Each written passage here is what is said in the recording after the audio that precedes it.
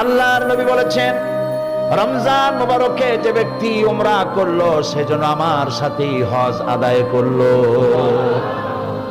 যখন তেলাওয়াত হয় মসজিদে হারামে, আল্লাহর ঘর সামনে, রমজান মাস, লক্ষ লক্ষ মানুষ নামাজে দাঁড়ায় গেছে।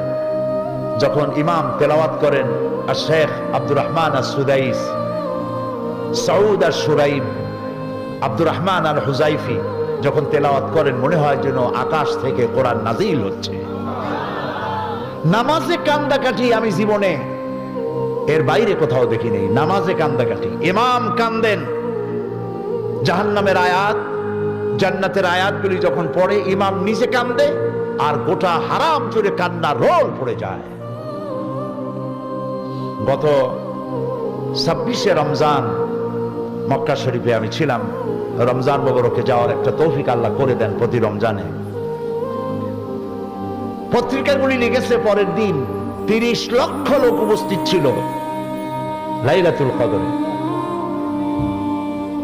কি কান্দাকাটি শুরু হয়ে গেল যখন তেলাওয়াত হচ্ছিল। কোরআনের মতো মজা পৃথিবীতে আর কিছু নাই। সুবহানাল্লাহ। এই যে কোরআনের গান গাইলো মশিউর রহমান, আল্লাহর গুণগান করলো, প্রথমে কোরআনের গান গাইলো, কেমন লাগলো? আমি মিনু ভাইকে বলতেছিলাম যে মিউজিক ছাড়াও যে গান কি সুন্দর হয়।